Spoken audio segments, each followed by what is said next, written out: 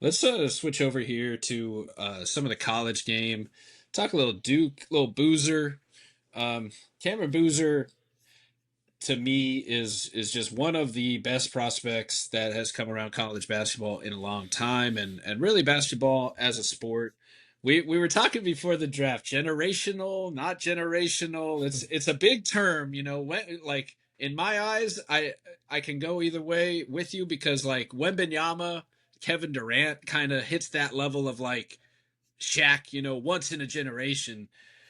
But also like, when it comes to his role model ability and scoring versatility, his elite skills, like it does feel like a very unique blend of a skill set. So I'll ask you a two-part question. Is Yeah. Boozer a generational prospect? And maybe Wilson and Dybantsa and Peterson are as well, because they're all pretty great. Or are they all is Boozer generational? And after you probably say no to that, is Boozer the number one pick in your eyes? Like, is he a clear tier above everyone else, or Yeah. do others have a case? Couple of things. I mean, for starters, his production this season was generational at Duke. I mean, he Hey, was there we go. he was unbelievable this season, man. I mean, I covered him up close. I was credentialed for Duke home games this year. There's no player I sort of like studied, covered, tracked, charted, thought about more this season, and was so impressed with the array of skills he showed, especially on offense, with his toughness, with his team first spirit. He's a really like well liked guy around that facility, around that team. Easy to sort of like see why a team would want to like invest a high pick in him. I don't think he's like a generational prospect. I mean, I thought like Cooper Flagg last season. I thought maybe that's closer to sort of the generational line, but to me, it also feels like generationals should almost just be reserved for like the Wembenyama types, the just absolute can't miss, the guys you see every 10 to 20 years kind of. And again, I don't think Boozer's, on the level of even a Flagg as a prospect, but he's not too far behind. And See, for I'm me, I'm there. I'm kind of there with Boozer and Flag, but really, we'll dig into that in a yeah, minute. I think I mean, I think there's a case to be made, but Flag to me is, and again, we can maybe get into it a little bit, but I just think Especially. Flag as like a uh, wing ball handler. I think there's just like there's such an obvious pathway for like not just like stardom, but like superstardom, and how you build a roster around this guy, especially because he's got such defensive upside and potential too. And I think Boozer's Yeah. defense, it's like there's if there are some knocks on him, we can talk about the defense because it's not all bad, but there's some stuff to point out. But like Cam Boozer, the shooting from every level on the court, amazing. The footwork, amazing. The fundamentals, outstanding. The processing, the court vision, the ability to pass from every location on the court. The touchdown passes over the top, the hit heads in transition, the post skip passes. Whether a team is sending a double team or they're just sort of like trying to like shell up on the backside, his ability to just like throw through windows, terrific. And like a lot of people, I've seen some pretty lazy, scouting analysis about him as the sort of like larger basketball universe has tuned in for March Madness, and you see people comparing. Someone was comparing him to Sheldon Williams the other week. Like, let's get real for a second. This guy was hands down the best and most important offensive player on a top 5 to 10 offense in the country. He was as a 6'9", 250 pound, 18-year-old power forward, their best isolation scorer, their best pick and roll ball handler. I mean, their most unstoppable play was like Cam Booz, Duke's most unstoppable play, their most like trusted action was that I wrote about a lot this season was inverted pick and roll with Cam Boozer and Isaiah Evans. And it's a play type you're going to see him do a lot in the NBA, where you're going to see these sort of like, guard, screener, movement shooters that are going to buzz in and set ghost screens, blur screen actions, and zip out. And Cam's going to try to turn the corner or get a switch and post up a mismatch. Um, Obviously, the shooting was excellent from deep, shooting off the catch. I feel pretty good about the three ball translating. I think there's some stuff to maybe fret over a little bit from like a release quickness standpoint. But for the most part, I feel pretty, to me, that feels pretty bankable. And when he has the shot going, the passing, the strength, finishing, it's just a hell of a lot to put together. So right now, for me, he's going to end up being somewhere in the top two. I would say, like, if he is currently number one for me, I think there's a good chance he'll stay there. But to me, the floor for him as like a prospect for me is probably number two. And I really like Dybantsa, Peterson, and Wilson a lot too for sort of different reasons. But this guy just makes his teammates better, Right. and that to me, I think Wilson did that this season at UNC. I'm not sure Darren Peterson did that at Kansas this season. And Peterson is an amazing prospect. The shooting, the off-ball scoring, like the guy is just put on earth to get buckets. But Cam Boozer is the guy when he's out there. Like people will fall onto the cliche of calling him a winner a lot, but like part of winning is uh being tough, being competitive, and then like how do you make your teammates better? And this guy makes them better in a million different ways. He makes offense easier for everyone with his ability to draw attention, with his ability to pass, with his ability to run pick and roll, with his ability to screen and help get guys open that way. Um, Really, really special player, special prospect. Again, I would stop short of the generational line, but I have, and he may not end up being by the end of June. He's not number one on my big board, but for right now, he's sort of like written in pencil for me as at one, and I would feel very comfortable taking him number one overall, even though I see there are cases for and against that. Yeah, I mean, you hit the nail on the head. You brought up everything about his game that just stands out. So we don't have to get stuck on the word generational because I actually do totally agree. Like it should be saved for the clear kind of like next level talents that you don't have to even question, like a Wembenyama or a Shaq or a Durant. But then I also come back to like Zion. I probably would have called Zion one, as Oh, well. And then and then absolutely, injuries hit. absolutely, yeah, And what's absolutely. I think what where I have so I'm writing a story. I'm not sure if it'll come out before or after this on Cameron Boozer and his just general versatility. We're probably going to title it "A Generational Dancing Bear" because he is just a one of one kind of offensive engine prospect that I don't really think has come around. And Mm-hmm. you've hit on the elite traits that stand out, like the outlier superpowers, one of a kind outlet passer off the top. Like it's Wes Yeah, Unseld, Kevin Love, and Cam Boozer. Like he's going to be mentioned in those three type of top, like best outlet passer, one of the best ever, I think, right off the bat. 3-point shooting is elite. He's on and off the ball. What really stands out and what you hit on is the role model ability. He can help his teammates on or off the ball in basically every situation. Like he's yeah, a 41% 3-point shooter on the ball, 42% 3-point shooter off the ball this year. He was incredibly efficient, 65% EFG percent at the rim on nearly 300 shots, 61% on layups, 94% on dunks, and 9 of 12 on hooks. Just some of his shooting touch indicators just a Duke. I pulled up the Cerebro Sports 5 metric sweet stats. Cerebro Sports tracks high school data, college data, puts all of them on like one comparative rating and just kind of puts it all almost like a 2K rating. Like here's how they would rate out of like a 60 to 100 in one area. And the 5 categories are scoring, 3-point shooting, playmaking, at the rim defense dash rebounding, and then mm-hmm. defensive impact, more so steals and fouls focused. And I bring it up for a few reasons. I think it highlights Cam Boozer essentially being at the top or in every category, just about. Like he's either the best or very close to the best in literally every category in this stats. And these stats go back to both high school and just freshmen. So the bottom four rows are just this freshman class this year in college. And then the top four rows is their cumulative full development path career.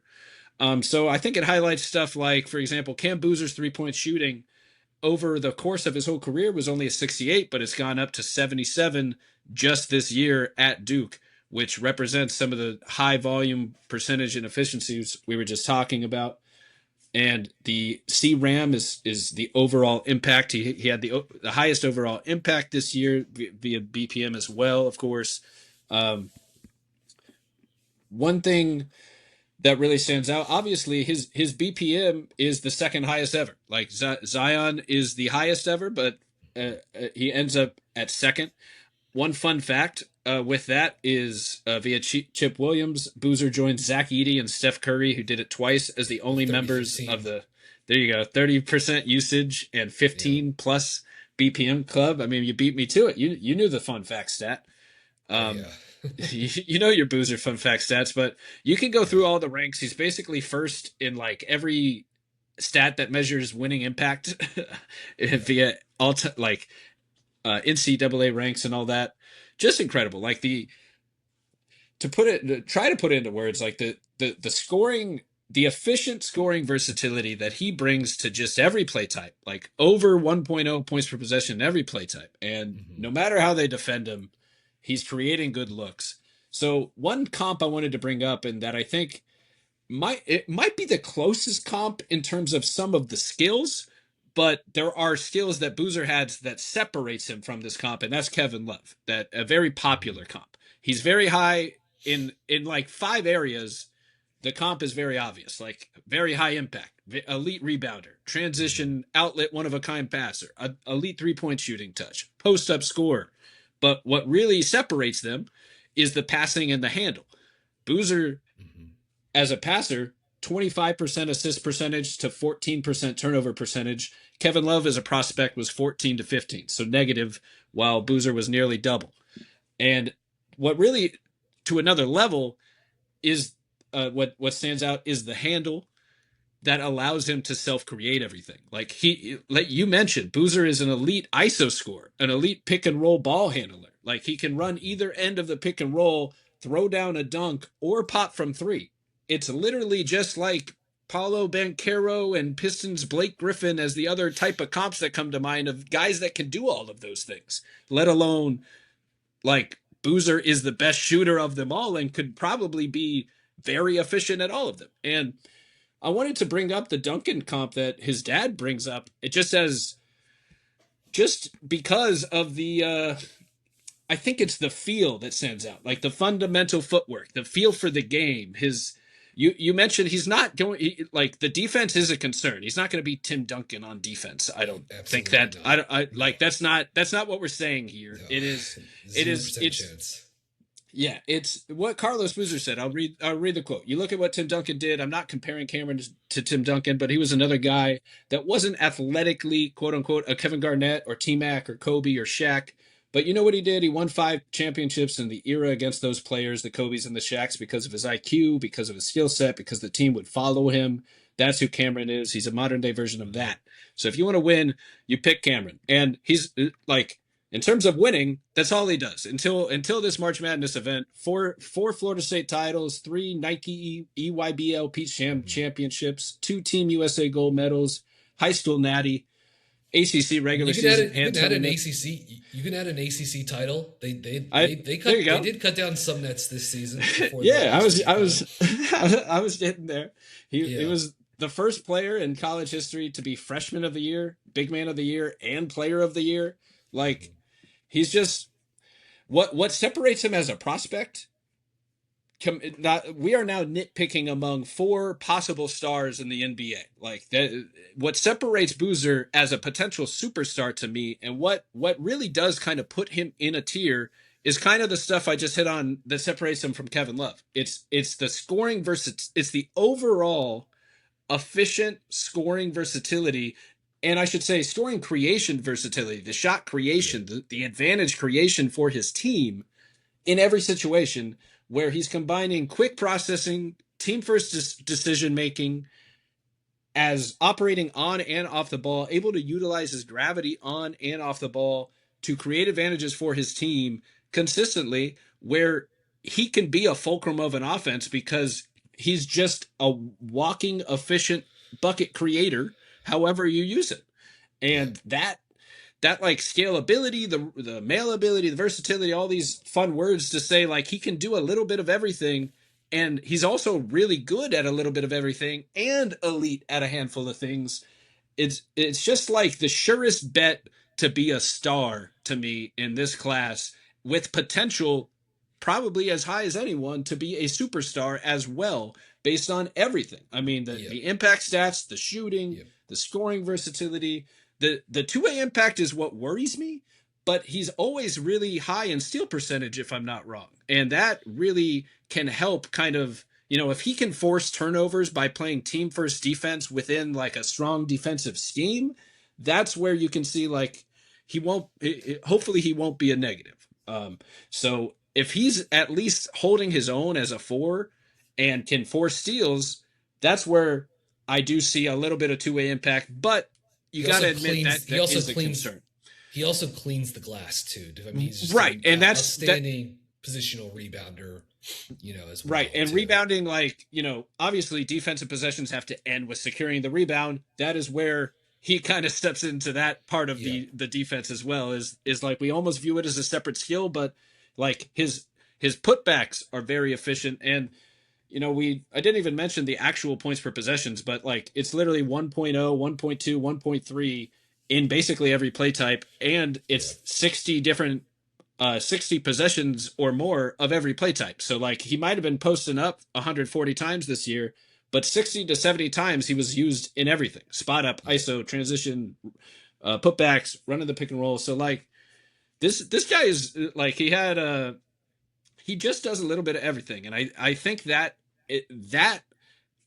the overall two-way feel, team first play, his quick process decision making, just all around skill sets, can dribble, pass, and shoot. Like clearly, team first winner type of a guy. There was never a time where I see like Boozer make the same mistake like five times or twice. Like he's not someone Yeah. that's like it If to he not to does, sorry, yeah. go ahead. I was just gonna say, compared to like AJ Dybantsa, one thing that stands out for me for Boozer as a decision maker is Dybantsa knows, and Dybantsa can take and make any shot in basketball, but he hasn't quite gotten to the point where he's kind of deciding when to pick his spots. To me, it still feels like he can force tough turnaround fadeaways just a tad too often that he can make if you need it, but like it's never going to be a good shot for the offense unless he's Mhm. making it automatic, and I don't think he was quite at that level yet. So that is where I start to nitpick. Like you're just not going to get a ton of forced bad shots from Boozer. Like he's not going to go down swinging by taking a lot of fadeaways and like, yeah, he should have made more. Like that's not going to be how you lose. Like you're going to lose from him like making a lot of good decisions, and like maybe it doesn't work out, but like you're not Mhm. going to like lose from decision making, I think. So that's one that stands out among the best. And just the all-around game. I mean, being an elite scorer, having good high defensive impact his whole career, even though the individual defense has been questionable, gives some hope that between the rebounds, the steals, the scoring, with the ancillary shooting and passing, you just have a very, very like modern, malleable, Mhm. versatile offensive engine at the four that can be a hub, but could also be like a full blown engine, I think. And that's where the potential lies. And that also is where like the last big comp of them all, the Nikola Jokic, gets thrown out, because there just aren't guys. I Yeah. want to know what you hear about that. The only thing I will say is I haven't really made that comp at all. I don't really think he's gonna be Jokic. That I think it's scoring versatility, tough shot making, and just incredible post up playmaking and incredible touch passing and tough shots where it's like, wow, only Jokic is making plays like that. That's kind of where I think Yeah, people's brains are going, but I don't think there's enough there to project. He's also not 7'2", 250 or yeah. 280. He's 6'9" or 6'10", and that's a big difference. So you said a lot of things here. Yeah, Let's start. yeah, Let's I start said a with. lot. Let's start with the Jokic. Just like I'm always really, really hesitant to just compare guys to like you just like absolute like unicorn players Right, right. or like basically guys that would be like the best case scenario for them, like even on a smaller level, like when Brandon Miller was coming out in the 2023 draft and people would comp him to like Paul George.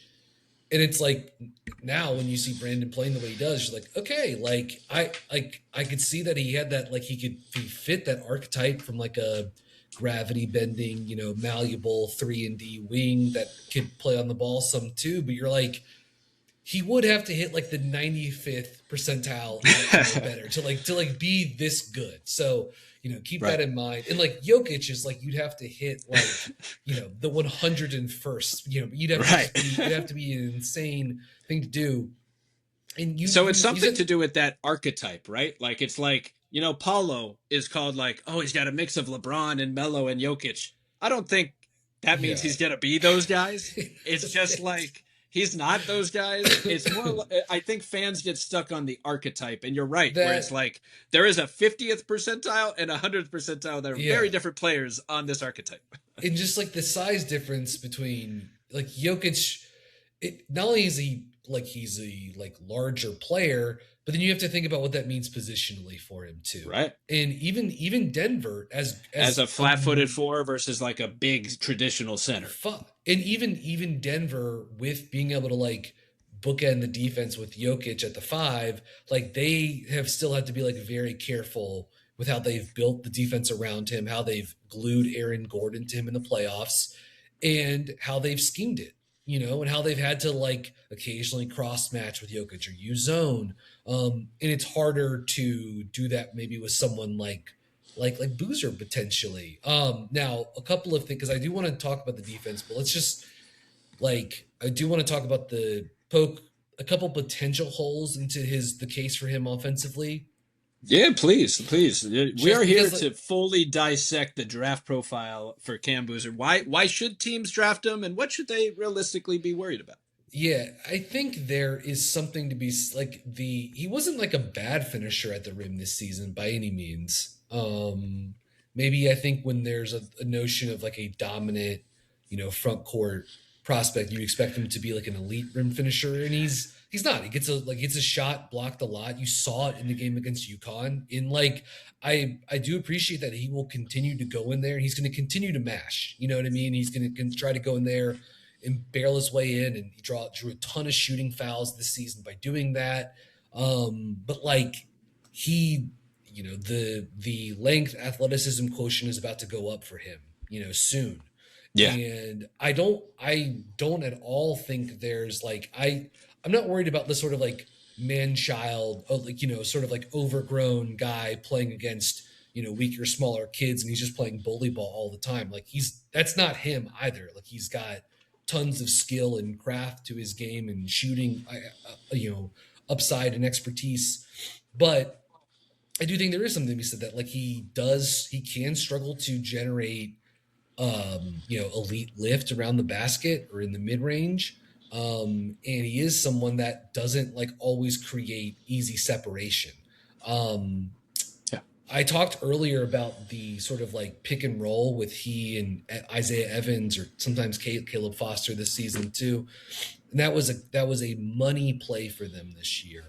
I bet. But I do think there's a chance that in the NBA, teams can just switch that, or it's going to be easier for them to switch that. The reason why that was such a problem to defend this season is because teams had to figure out what they were going to do at the point of attack against Boozer. You saw a lot of teams, some teams will switch, But even if they switch, is the switch fast enough? Usually it wasn't, and Cam could still just throw it to Evans on the pop for a for a catch and shoot three or a drive. A lot of teams tried to show and recover, and in those moments, you could see Cam would could wait out the hedge and then turn the corner, or he'd cross over and get downhill. Um, and I worry that just like those gaps are going to be less pronounced. Either like they're less available or they're just going to be smaller. And so like he's just going to have to be more. He's going to have to be more. He's going to have to be faster, more explosive, more decisive with the ball. Or his like pull up shooting, which is already pretty good, is going to have to just like improve. You know what I mean, and get even better. Become a faster, more lethal pull up shooter.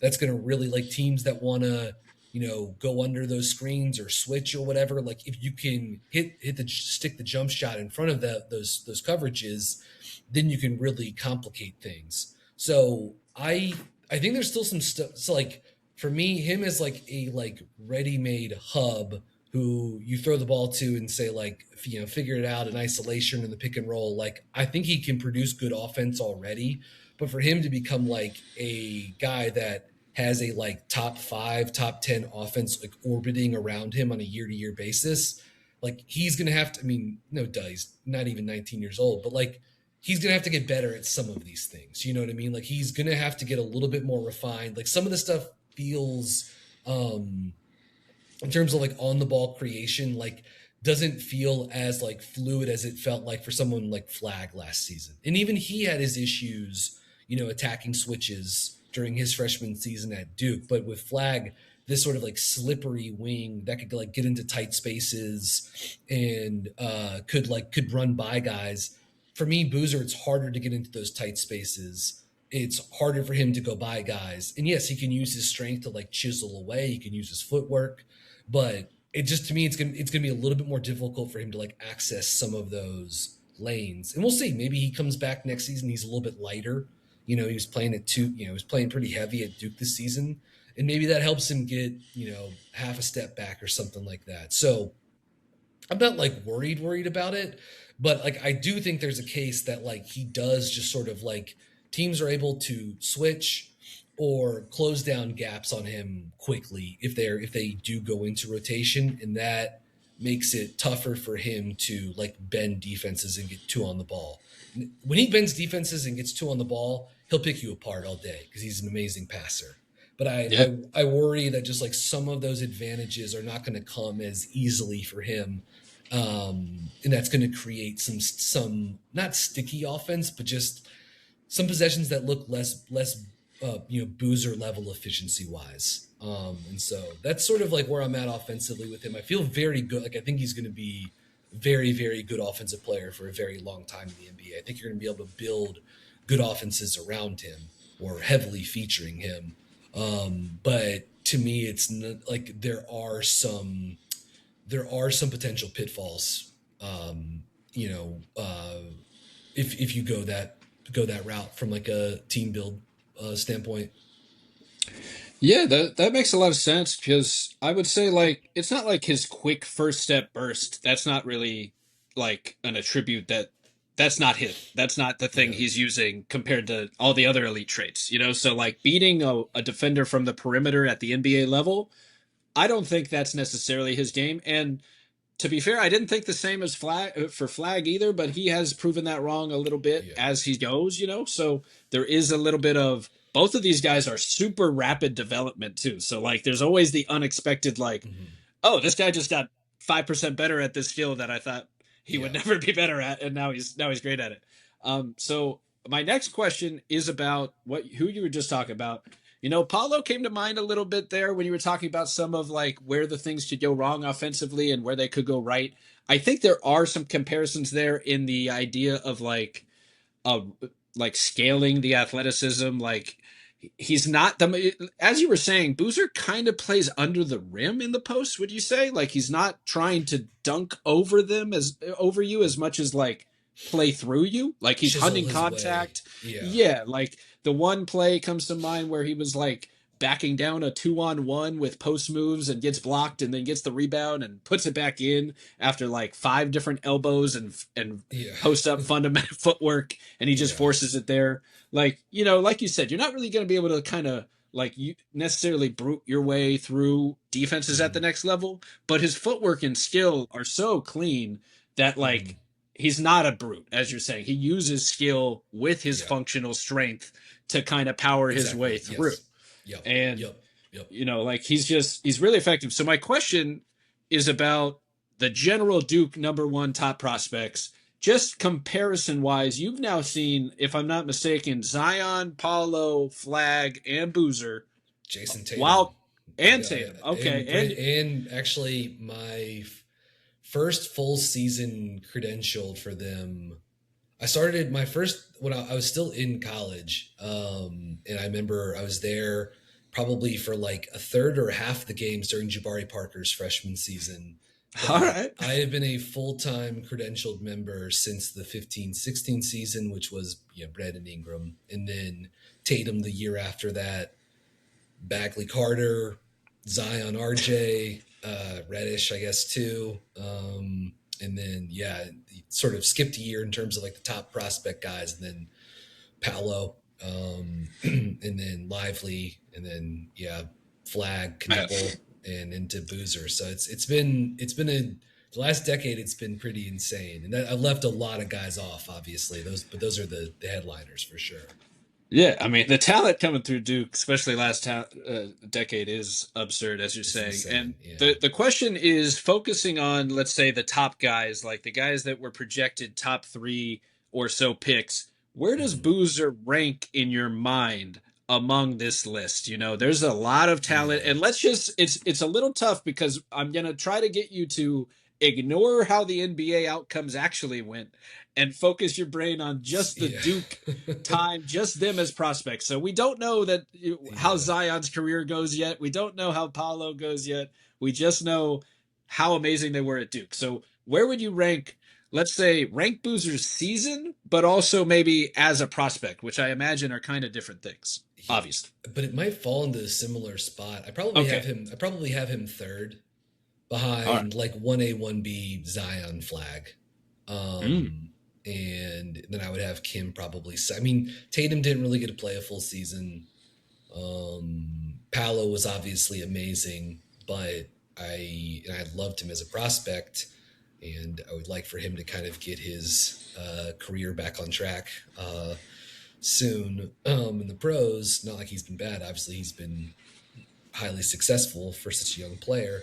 But I think I would have Boozer. I think I would have him third on that list in terms of like both prospect evaluation and just like what I thought of them as like a force, an offensive engine and a two-way player. At Duke, probably have him third on that list, and probably would have Paolo fourth. Would be my guess, with somewhat of a gap.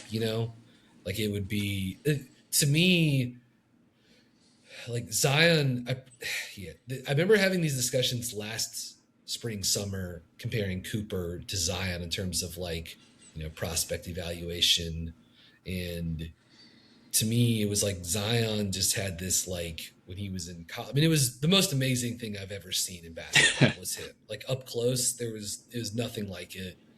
And to me, it just screamed of superstar. Like basketball is like a game for like it's for like absolutely like outlier athletes and like physical weirdos. You know what I mean? Right. And Zion was like the ultimate physical weirdo. Just Yeah. like rocket boosters with this, in the legs of this guy that weighed 270 pounds, however, that moved faster than you could imagine.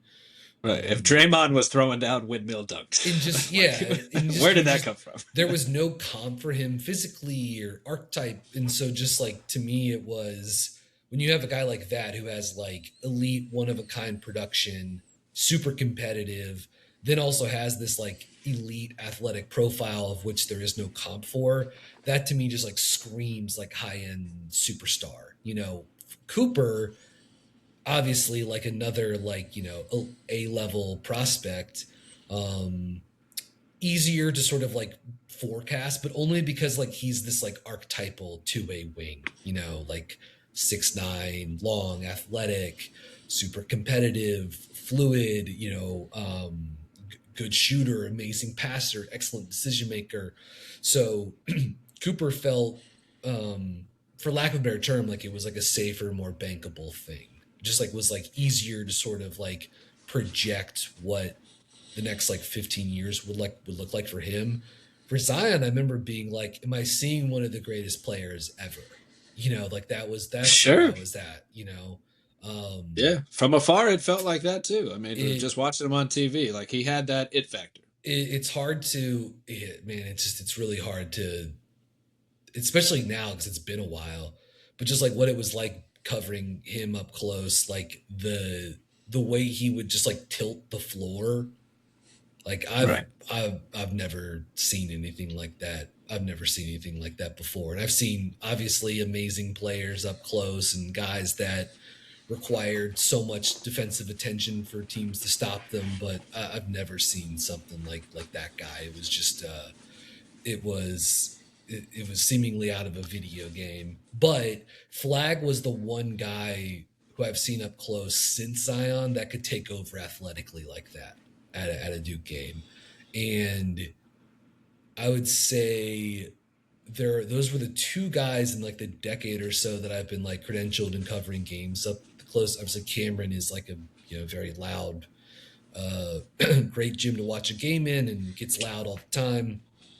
But like Flagg and Williamson were the two guys that, with their just like pure like raw athleticism in terms of like two-way playmaking, would just blow the roof off the place with what they could Yeah. do. Like the steal and dunk that Cooper had against Pittsburgh Mm. last season was one of those, like, I can remember being on press row at that game, and like the woman who I was sitting next to, when Cooper was at half court, both of us were like, "Oh my god!" Like, because you could just see like he's about to take off and tear the rim down, and like I can remember the windmills Zion had against Indiana, the 360 steal and dunk he had against Clemson.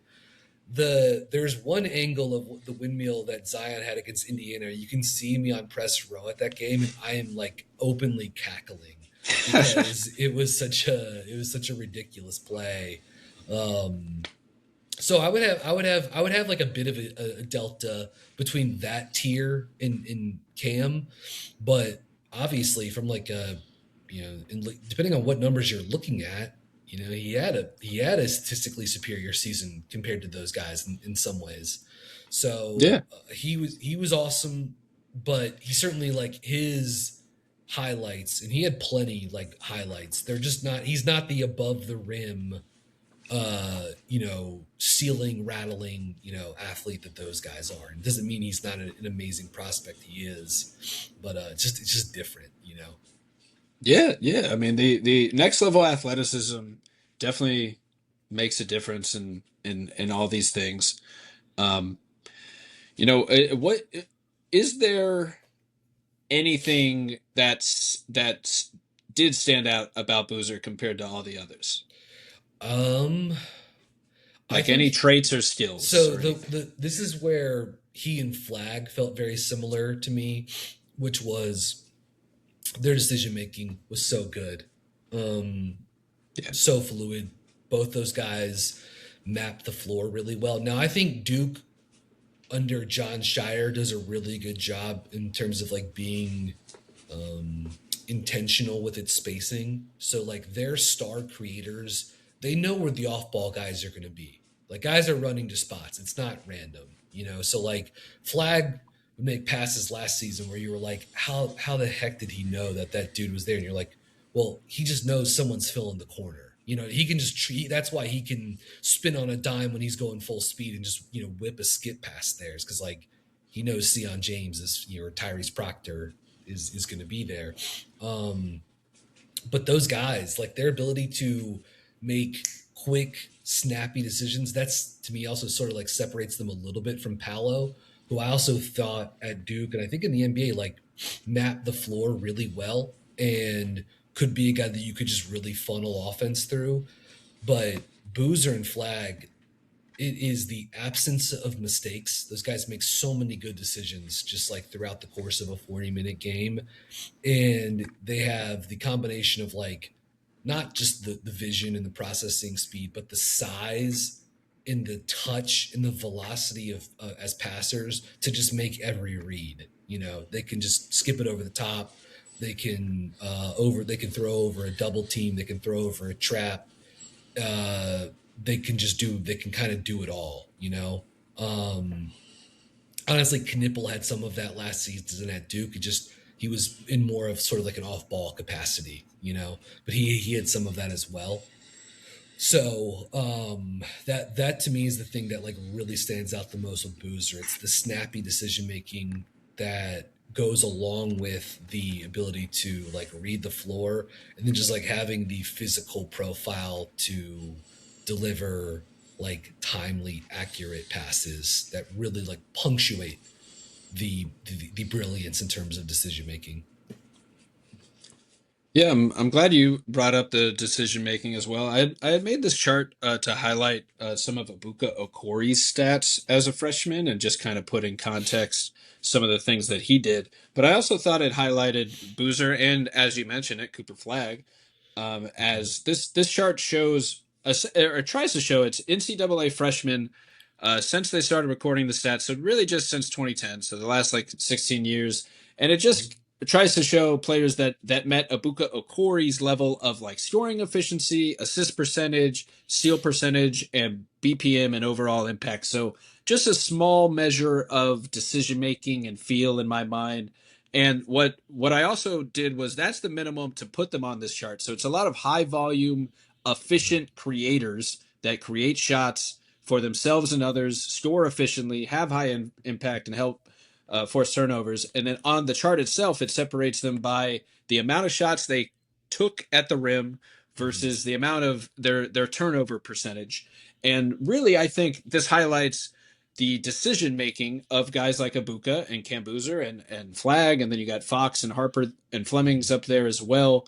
Guys that can get to the rim, create a lot of shots at the rim, possibly as play finishers or creators, depending on their role, and low turnovers. So they're creating all these looks and not turning the ball over. I think it highlights some that Cam Boozer is able to create and take a lot of shots at the rim as a high usage, efficient scorer, shot creator, high impact guy, and he's got the second lowest turnover percentage of any of these guys while doing it that are Mm-hmm. all like guards that should be the Yeah. ones that are creators. So like that's what really stands out to me about like Boozer, and you mentioned Flagg, and for some reason I have LeBron. I have LeBron on the mind, so I'm going to say something um, that might make sense. It might not. We'll see. So when I was thinking of the way you described some of these prospects, Zion. When I watched Zion, I thought this is the best athlete I have seen play basketball since LeBron James. Like that. That was what puts him up there as like Yeah. generational athlete basketball player. And then the next player would be Cooper Flagg. Cooper Flagg is the most versatile prospect I've seen since like LeBron James.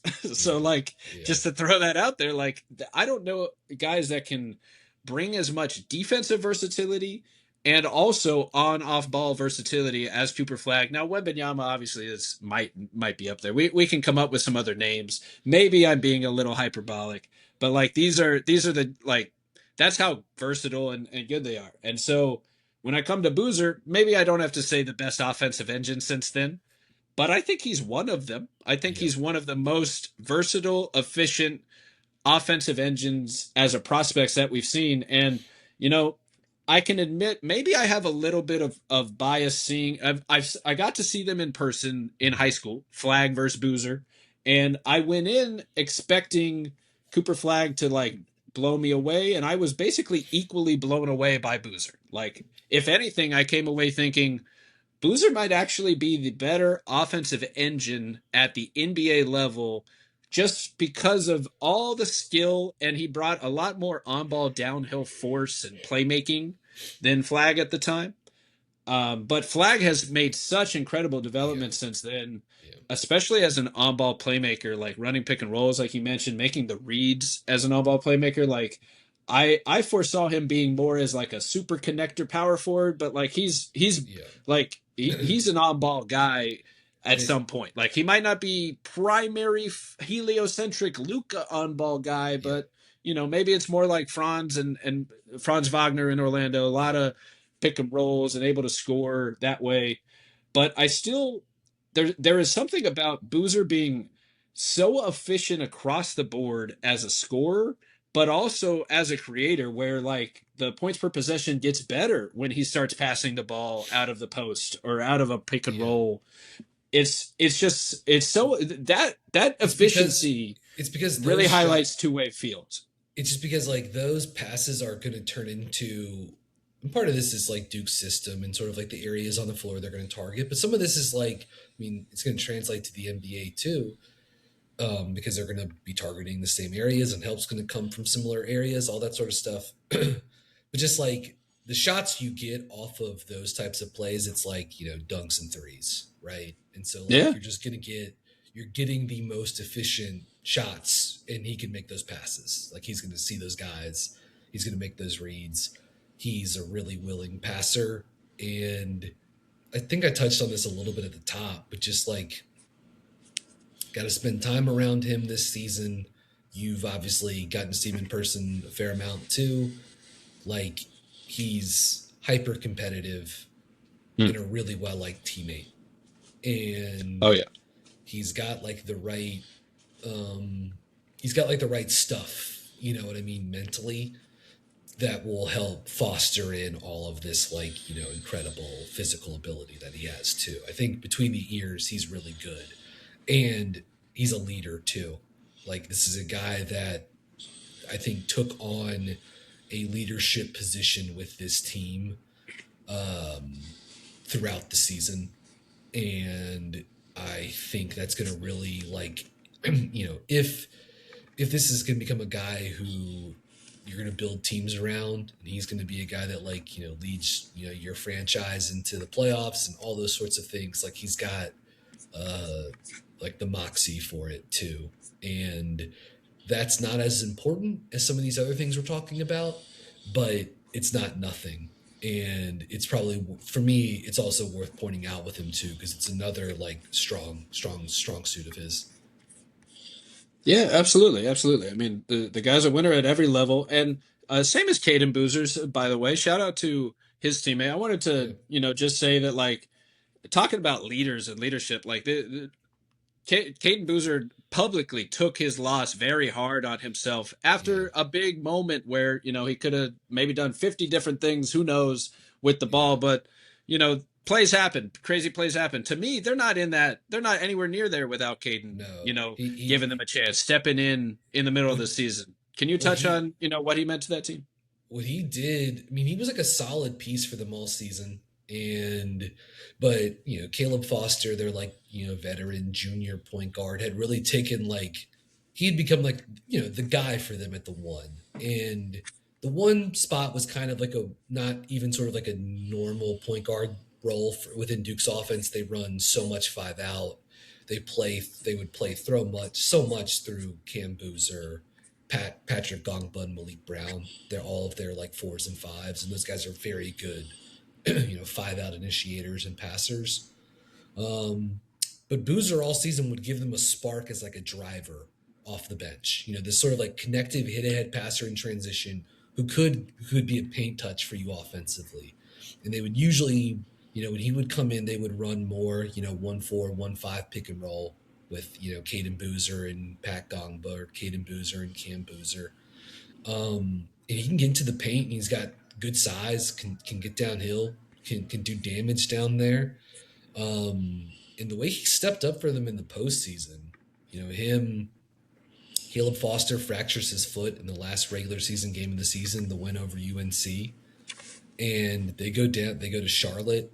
They win the ACC tournament, including a big win over UVA in the title game, in which he has a huge bucket in down the stretch on a putback off a missed Isaiah Evans three. Look, he's got to get better defensively. He gets lost in space. He gets lost off the ball. Teams put him in action and could get good looks off that this season. but he's got the size, he's got the feel for the game, and he really can get downhill, and he's a really just like really crafty passer too. So I assume he'll be back in Durham next season, and he has the chance to be like a really really good 2-year guard for them. And if his shooting can continue to get better, both on the dribble, both like off the dribble and off the catch, like he's really got to like make strides there. But he does a lot of other stuff well offensively, and so again, super competitive like his brother. It can't be easy being Carlos's son and Cam's brother. Just sort of like think about how we talk about those guys, or think about what Carlos's career was. But he does his own thing too, man. I think he's turned himself into a nice player. For me, he's just gonna have to get better defensively and better with the shot. And those are big things, and those aren't necessarily super easy to get at, but it's at least like an obvious place to go. You know what I mean? It's not like this, you have to like think too hard in the lab about, well, how this guy needs to get better. Like he's got to turn into a better shooter off movement, off the catch, better, a little bit more touch, coming off ball screens. And then he defensively has to just like lock in more, because he had a tendency to get lost off the ball this season. Yeah, incredible leader and feel for the game, and definitely it's interesting because I think like I would project his role to be like ideally like a 3 and D connector, smart point Yeah. guard type. But if the 3 and D isn't there, then But that that's that why, could really mess with the impact. So but it's that's where like you're saying the yeah. development is But at least realistic. he's got the size, which is good. He's got great size for a guard. So he's got some of the requisite stuff there. And I think the fact that he is super competitive and he has a good feel for the game, I think like, and I think he's got the ability to turn into a better like spot shooter. Yeah, and I 35% for his career on 263s, Yeah, including high school, and then 78% free throw shooter on 350. So, it's not necessarily lights out for a guard, but it's enough to kind of see some yeah, potential for development, and a definitely. positive assist to turnover, 2.2, so almost double career assist to turnover ratio. And just a clear winner. I pulled up the chart I made from that event where all these guys played like 2 years ago. So just letting it play as we go around. But one of the charts of their scoring creation. So you can see Cooper Flagg and Boozer kind of near the far right on the playmaking chart in this event, and then both top 10 or so as scores. They didn't really have lights out games as scores, but it's kind of fun to look back and see Some good names on Darius this. Akaf. Yeah, Yeah, Donnie really fun. Freeman, Connie Fun event. Roots. There's some Oh yeah. IMG guys on here, that's for sure. Oh, no doubt, no doubt. I You mean, this recognize was a those fun names. tournament. You had the Richardson brothers and the Boozers brothers down with Columbus. You had IMG at Mount Verde. So this was a fun event. But Seb um, Wilkins too. Who's that? Was that Duke and redshirted this season? We'll be there back. you go. Was He- teammates at Brewster Academy 2 seasons ago with Ebuka Okorie, who you just right. brought Yeah. up a second I ago. I got to interview Wilkins when he was in that role. And funny Hmm. enough, I interviewed Ebuka and Wilkins. Just because Ebuka just stood out for his incredible game, I could He's bring up that amazing. chart too, where he's off the charts. But yeah, he's He's amazing. no doubt. I mean, where do you see him at the next level? Do you see some potential? Because he's kind of my sneaky lottery pick. I've Oh had my! him top 10 a while. Like he's just He he he, does it all. there's not. I think in like the online draft space, there's a fair amount of like buzz for him. But man, Yeah, I mean, he's got, I think, pretty like special, um, athleticism and ability to create space, and as a driver for like a young guard. He was outstanding attacking different coverages at Stanford this season in the pick and roll. And I think he even showed a pretty nice pull up jumper when teams would try to go under ball screens or switch against him. He is outstanding. I think he has like, yes, I mean, he's got star potential, upside creation potential, absolutely on the next level. And yeah. had an outstanding season. There's no, to me, covering the ACC, there was no team in the league that had a like larger gap between its best player and its second best player. I don't even know who Stanford's second best guy this season was. Maybe Felix Akpara, and he was hurt a lot. Um, and he put together, in terms of like production and efficiency, just an insane season this year. Really, for a a small-ish guard. But he's got really like rare traits as like a driver, and the ability to like create space and to get into tight spots is it's notable with him, and it's really like one of the reasons why I would be sort of like, I know there's a lot of sort of like on ball guard creator types that are going to be in this draft class, but and obviously a guy like Darius Acuff, who we just saw his name flash up on the screen a second ago here. Certainly, he's got a lot of A support, lot of fans. a lot of fans, passionate fans. But a guy like Okorie is he's really like worth your time if you haven't watched this film yet. And he's a guy that like inside front offices like they should really be looking at. It is kind of amazing that with both he and Keaton Wagler, like you have these two like unheralded recruits that could very well go one and done and be lottery picks. You know, Yeah, um, doesn't happen, all that often. But no, he was terrific. I don't know what. Maybe it'll be interesting to see like what his decision is, because yeah, he could also come back to college and try to be the number one pick in 2027. It's like he could also go that route too. But he could transfer from Stanford to Duke or somewhere Florida, whatever. Like he could just he could right. do all of these things. So he's got a lot of options on the table for him this offseason. But he's a guy that I think um, a lot of like NBA front offices, especially if you're drafting, like if you're projected to be like a little bit later in the lottery, you should be really interested in, because I think he's going to fall to that range, and he still has the chance, I think, to be like a big time offensive engine on the next level. Yeah, I love the way you put it. I mean, he's a special talent like that. That combination of the masterful like ball control, the Mm-hmm. handle, the speed, the quick first step burst, and then he can get to anywhere. What stood out in person was two things: his decision making as a natural point guard, just picking spots and finding teammates as like the names that I threw out were like Rondo and Schroeder at the time, like Rondo making decisions and Schroeder just getting to the rim at will and hitting the pull up three. What really stood out in person was his finishing at the rim. The numbers haven't panned out that way at the college level, but like I'm Yeah. doing this in person.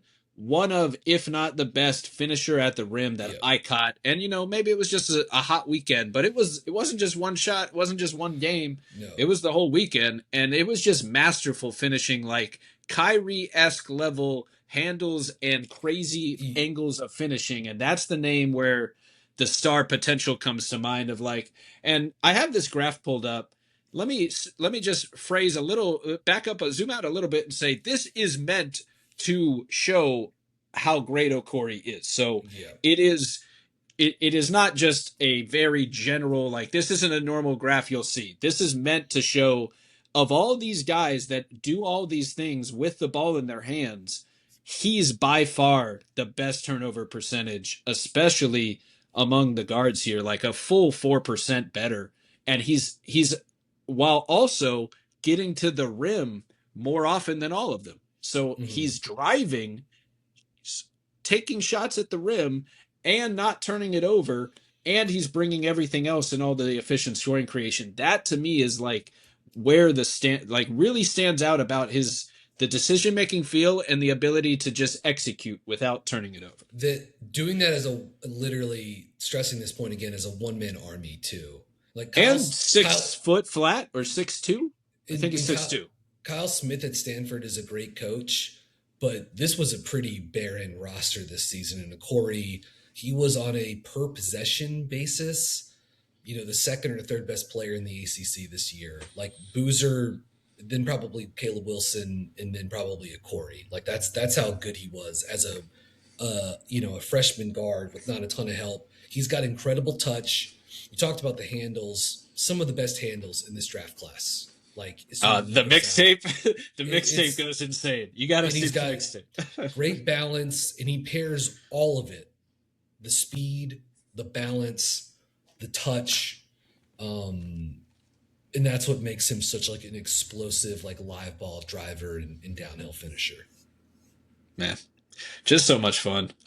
Let's round out the pod here with uh quick hitter thoughts on some other prospects that we didn't quite get to. Patrick and Ngongba, man, the name gets me every time. You say it for me, Yeah, Pat so I Pat can learn. the just like the N is silent, so The just end is Pat silent. Gongba, Gongba. Pat Gongba. Pat Gongba. I got it. Yeah, One of these times. It's called learning basketball, but I really do need to learn how to pronounce yeah. some names here. But maybe one of these days I'll get it. Pat Gongba is one of the most versatile defensive prospects I think in the class, and you know, another guy that I actually mocked to Charlotte. I don't know what you think about that in their lottery pick as a potential fit at the 4 with his versatility. But where do you see Gongba's potential? Is he top 10 in this class? Do you think? Is that where the draft stock should be? And the other name we'll hit is Caleb Wilson after to maybe round out the pot here. Well, we'll see if Big Pat does in fact leave Duke.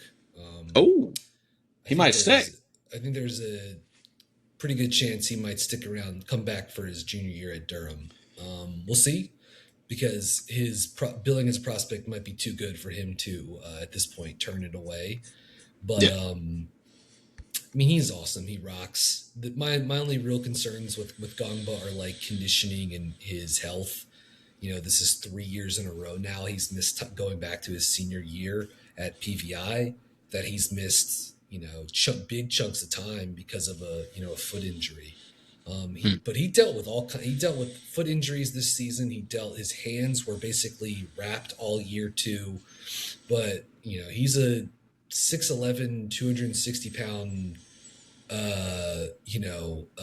graceful athlete. He's got incredible footwork.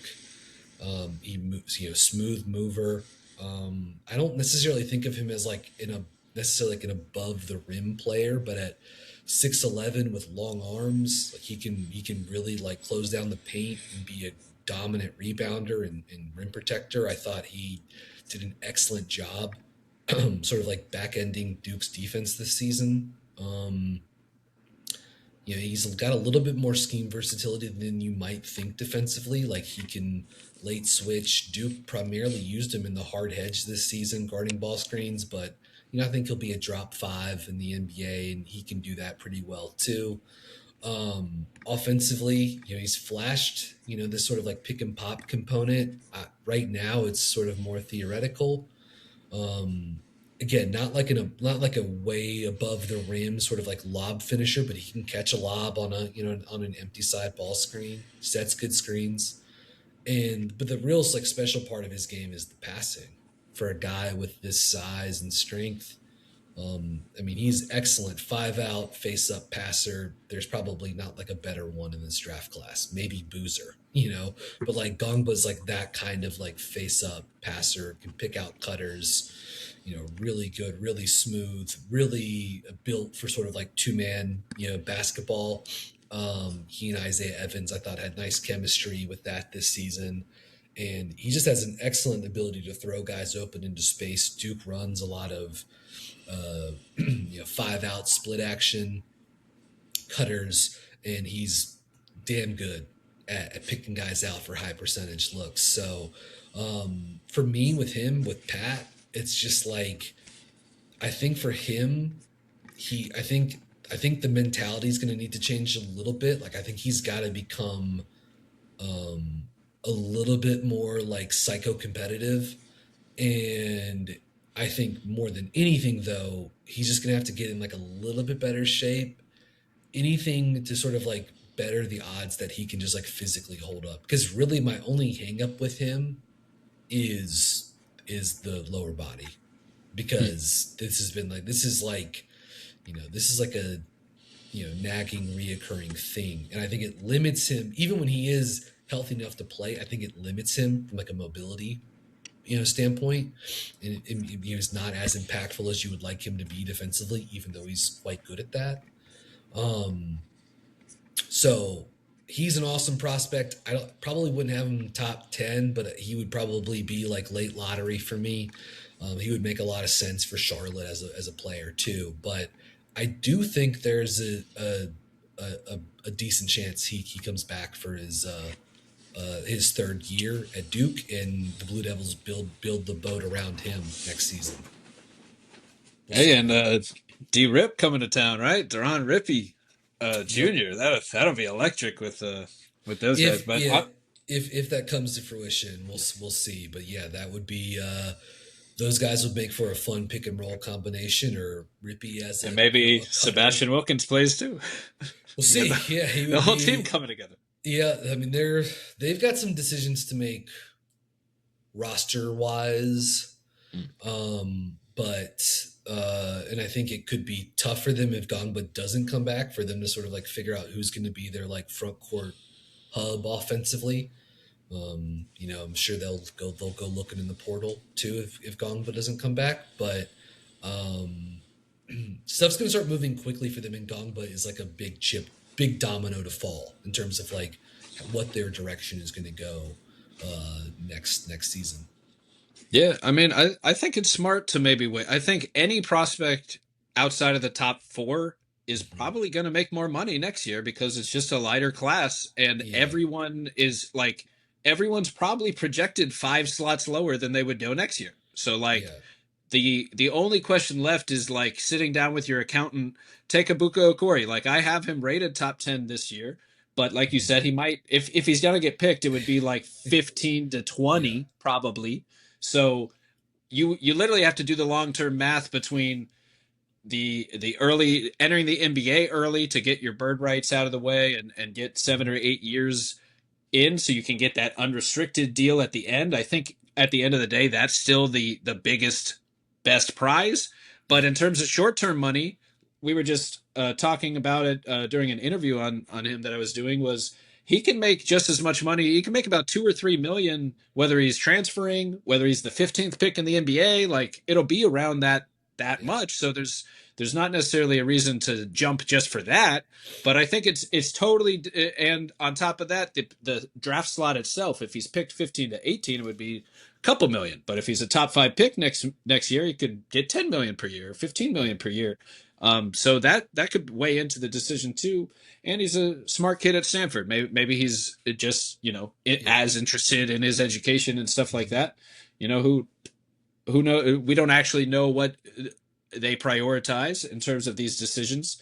And with Gongba, I do have him like late lottery, like at 16th on the board at the yeah, moment. But I think it's true for him too, where like you said, like you can kind of just get higher draft stock next year.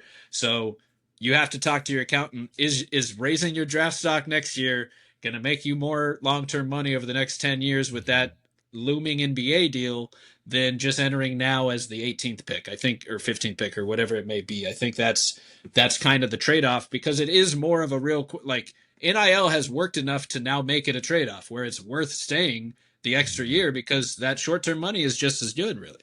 Yeah, So these are I do some of think the these guys, these are some of the guys who like benefit from it the most.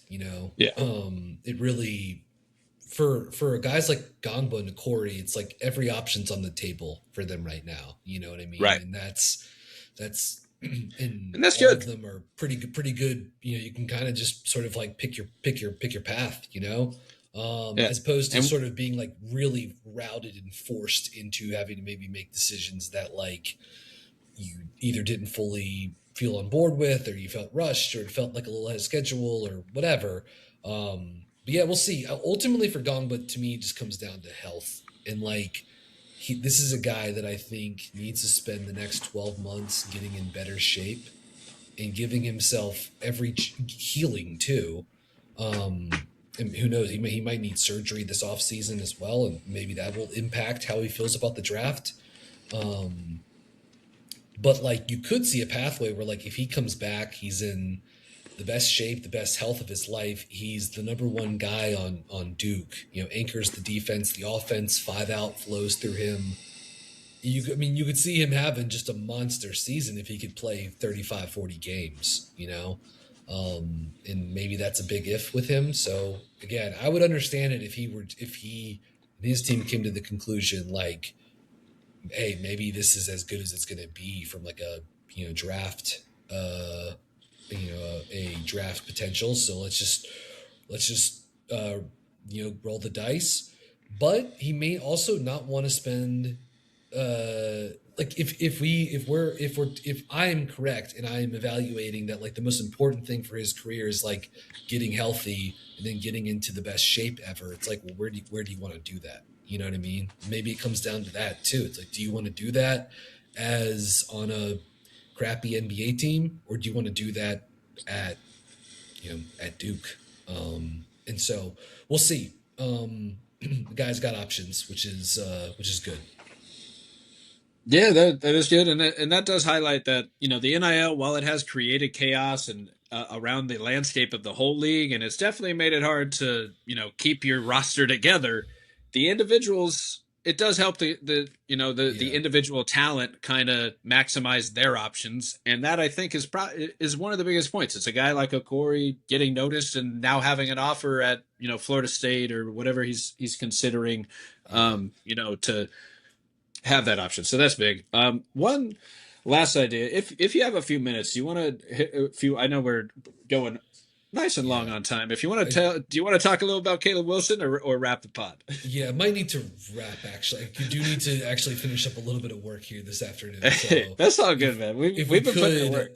it would be good for me to actually tie a bow on this if possible soon. Hey, there it is. Well, Caleb Wilson, also a top 4 prospect. Shout out to him. He He's he really good. deserves to be in that. Like, just at the very least, to me, he's closer to that top 3 tier that gets talked about than the rest of the Yeah, field. His athleticism, defensive instincts, tough shot making, downhill force, athlete, ISO scoring, like elite defender, elite scorer at as a big wing.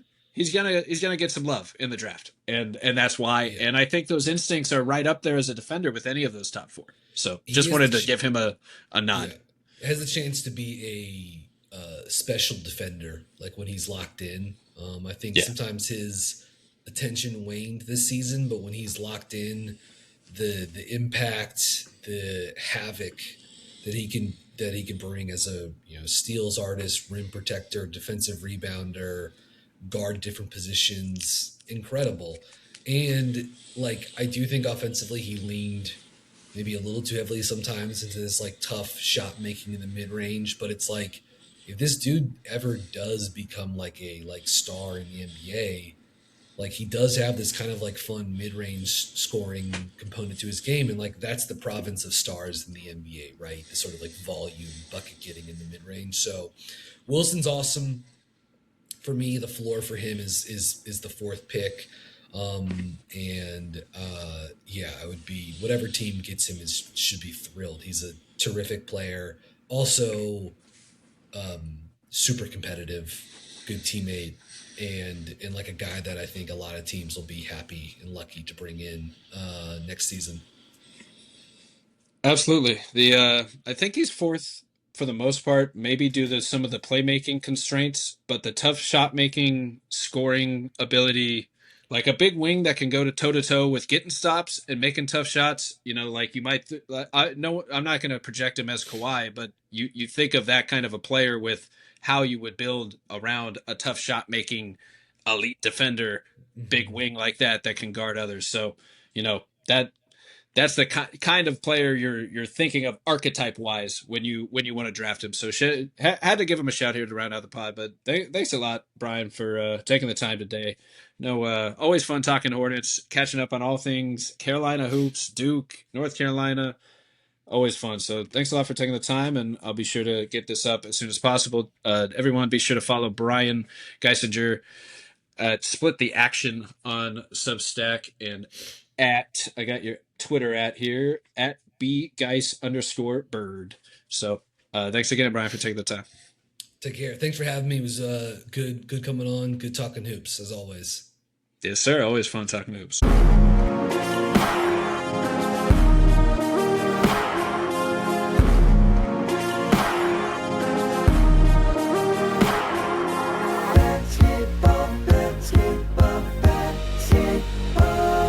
With Ryan. Learning Basketball is a Swish Theory podcast hosted from Beyond the Arcade. Hey, that's me. You can find my work on Twitter, YouTube, Substack, and check out the team's writing at theswishtheory.com.